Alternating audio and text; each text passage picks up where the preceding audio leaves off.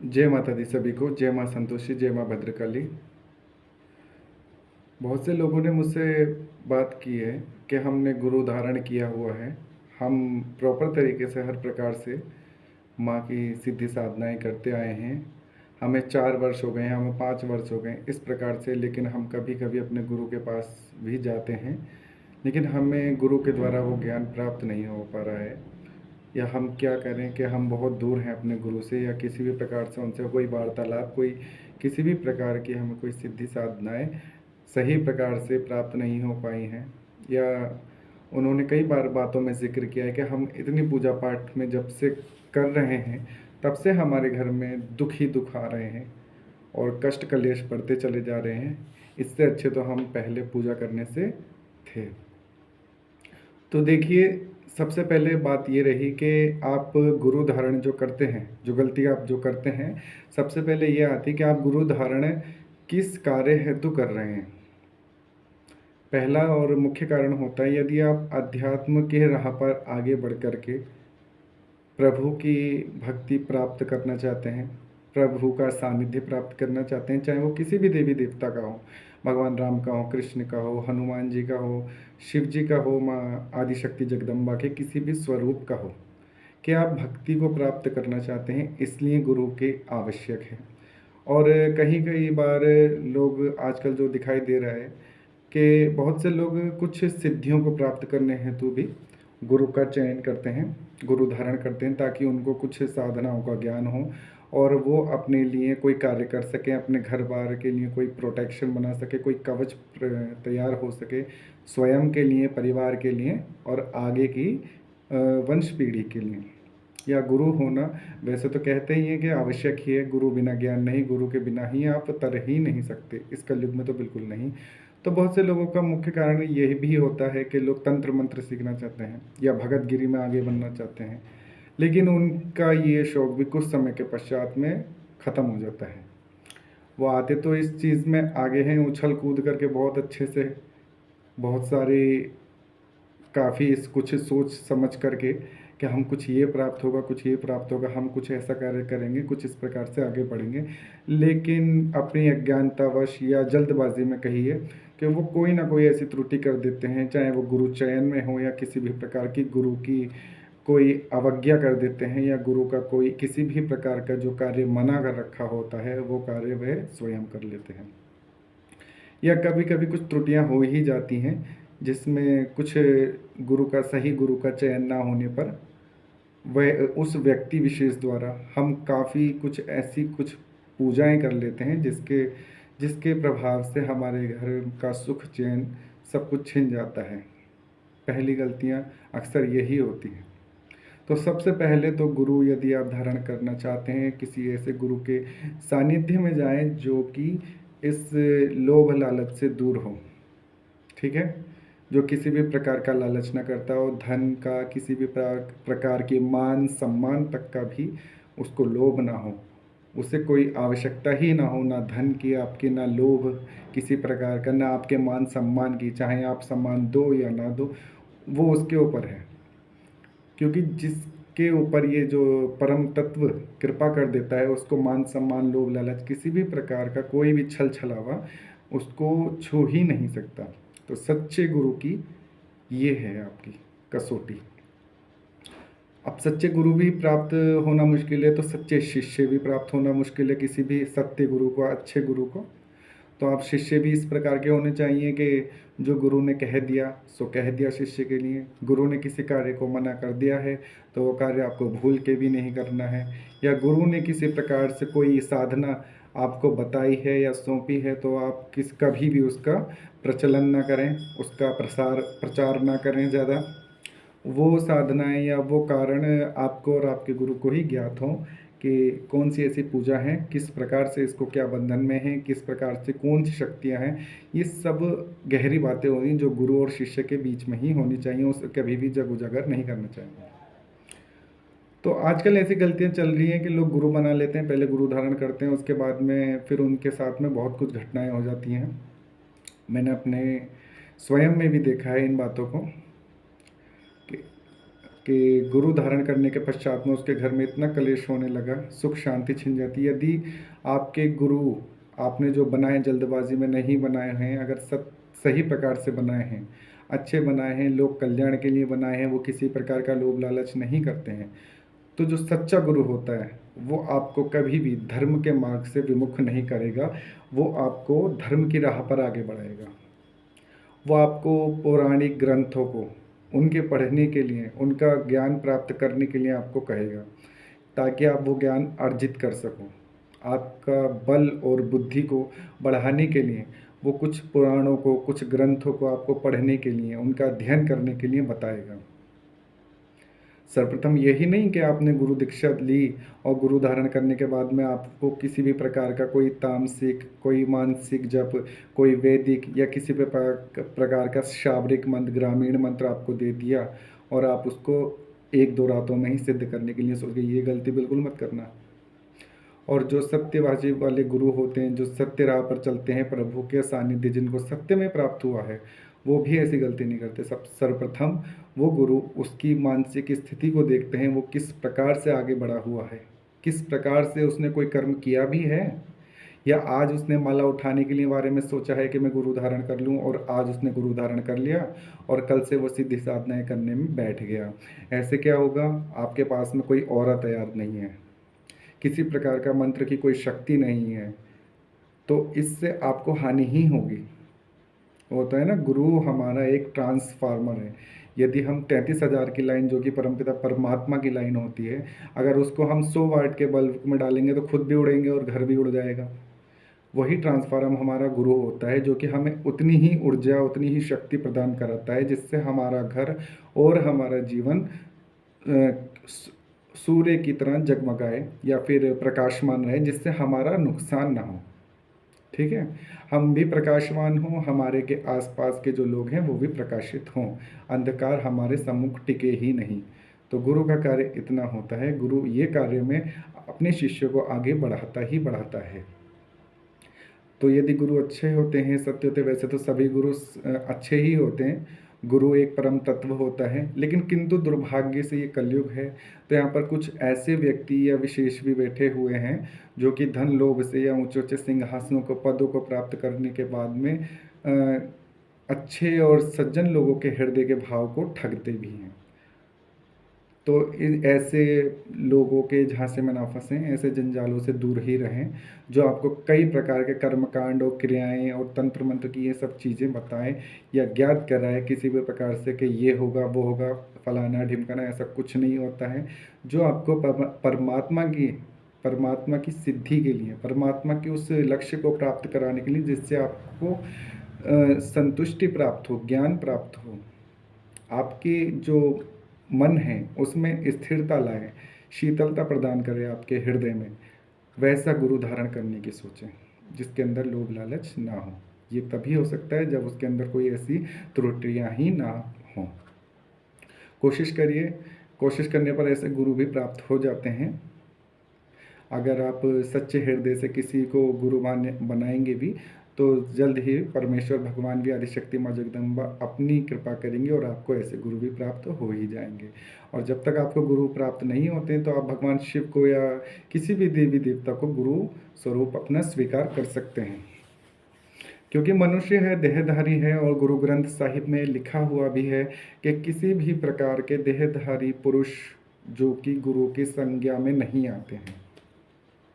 इसीलिए भगवान परमेश्वर श्री गुरु गोविंद जी ने अपने गुरु ग्रंथ साहिब में ये वचन कह दिए थे, अनमोल वचनों में, कि मेरे पश्चात श्री गुरु ग्रंथ साहिब ही 11वें गुरु कहलाएंगे, उनके पश्चात कोई भी गुरु गद्दी का अधिकारी नहीं होगा। क्योंकि ये बात उन्हें भी ज्ञात थी कि आगे चल करके ये परंपरा हानि ही देगी, क्योंकि बहुत से लोग उस गद्दी को प्राप्त करने के लिए षड्यंत्र रचते, कई क्रियाकलाप ऐसे करते जिससे वो गुरु गद्दियाँ फिर अपमानित ही होती। इसलिए गुरु गोविंद सिंह जी ने भी इस विषय को देखते हुए अपने तथा गुरु ग्रंथ साहिब को ही 11वें गुरु की उपाधि प्राप्त करा करके इस गुरु गद्दी को यहीं पर रोक दिया। तो देहधारी पुरुष या कोई भी गुरु बनने के योग्य है ही नहीं। हाँ, आप उसको जानकारी के तौर पर अपना गुरु मान सकते हैं, लेकिन आपके प्रॉपर गुरु धारण या किसी भी प्रकार से सिखों में तो बिल्कुल भी नहीं हो सकते हैं। उनके लिए गुरु ग्रंथ साहिब ही 11वें और अंतिम गुरु हैं, बस। और रही बात हम लोगों में, तो हम लोग गुरु बनाते हैं ऐसी ऐसी विद्याएं सीखने के लिए भी। तो बहुत से लोग कहते हैं कि हमने गुरु धारण किया, हमने कुछ ऐसे ऐसे कर्म किए, हमसे हमारे गुरु ने ये पूजन करवाए। क्या पूजन करवाए? उनके घर में मशानी पुजवाई, शमशान के भोग रखवाए, चौक चौगानन पर भोग रखवाए जो कि चौराहे वाले माता के भोग होते हैं, और शमशान काली के भोग रखवाए शमशान में ले जा करके, शनिवार को, मंगलवार को, अमावस को, पूर्णमासी को, अलग अलग तिथियों के हिसाब से इस प्रकार से भोग रखवाए। किसने? बाद में पता चलता है कि हमारे गुरु के कहे वचनों के अनुसार हमने वो कार्य किए, या हमने ऐसा ऐसा कुछ किया। हमने नींबू काटे, हमने नींबू काट करके घर के इस जगह पर रखे, हमने नींबू काट करके ऐसी जगह छुपाए थे, हमने अपने घर में गाड़े थे, हमने चौराहे का भोग जब से दिया तब से हमारे पैर दुखने लगे हैं। अच्छा, आपने ध्यान करिएगा कि जितने भी लोग हैं जिन्होंने गुरु धारण किया है और किसी भी प्रकार से किया है, चाहे वो सिद्धि साधनाओं में आगे चलने के लिए, तंत्र मंत्र की विद्याएं सीखने के लिए, किसी भी प्रकार के अध्यात्म की राह पर आगे बढ़ने के लिए, जिन लोगों ने चौक चौगानन यानी कि चौराहे वाली माता के भोग दिए हैं, ज़्यादातर उनके परिवार में पेट से संबंधित रोग होंगे, होंगे ही होंगे। यदि वो समय पर भोग देते आए हैं या अब अचानक से देने लगे हैं, उनके घर में कभी पूजती नहीं है चौराहे वाली माता, लेकिन चौराहे पर आपने भोग स्टार्ट कर दिए रखने के लिए। अमावस पर, पूर्णमासी पर, किसी विशेष तिथियों पर आप शमशान में भोग देने जाते हैं, जैसे होली, दिवाली, या शनिवार के दिन, या किसी भी प्रकार के कृष्ण पक्ष, शुक्ल पक्ष के शनिवार में, मंगल में, या किसी तिथि में, दशमी में, तो आपके घर में कष्ट कलेश होने तय हैं। क्यों? क्योंकि आपके गुरु ने ये जो साधनाएं बताई हैं, जिस प्रकार से बताई हैं, वो थोड़ा अलग हैं। ठीक, ये सब साधनाएं अघोर पंथ कहलाती हैं। गृहस्थ आश्रम के लोगों के लिए शमशान पूजना, चौराहा पूजना, ये सब वर्जित होता है। इनके भोग स्वीकार करना, यदि आपको माँ काली को भोग देने हैं तो आप मंदिरों में जाकर के भोग दीजिए।